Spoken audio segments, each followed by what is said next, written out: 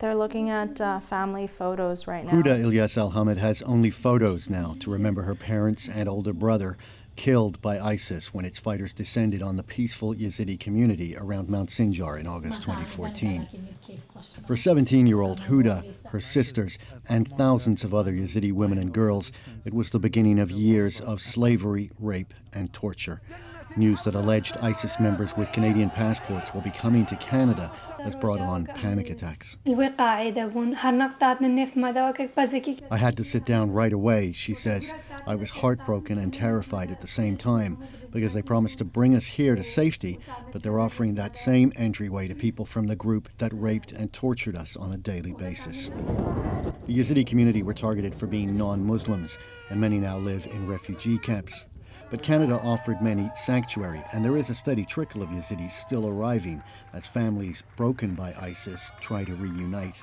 The community is centered in Winnipeg, where they've tried to recreate some of the peaceful rural life they had at home in Iraq. Ayad al-Hussein was captured at age 5. ISIS often spared male children to raise as jihadis and suicide bombers. Years later, he was found by sisters he'd forgotten he even had, and arrived in Winnipeg 2 months ago. He says he's happy and grateful to be here, but was terrified when he heard alleged ISIS members would be coming here too. He says he fears running into one. A lot of them just broke down into tears because they thought this news was completely unbelievable. It can't be true. We have submitted applications for family reunification to reunite with our family members who were in ISIS captivity, and here they are bringing the perpetrators of these crimes of genocide to Canada. And they know in most cases that, you know, these folks will not face trial. The evidence is not here and the witnesses aren't here. Evan, do the Yazidis believe that they can actually stop the repatriation from going ahead? Well, they know it's been ordered by a court, Adrienne, so I think they understand it's likely the government can't do much to stop it at this point.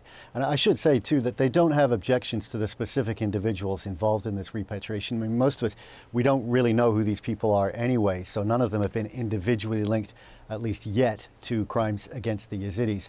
But they're just concerned about the fact that people who are accused of being linked to ISIS in any way are coming here at all. I mean, this is a very severely traumatized community.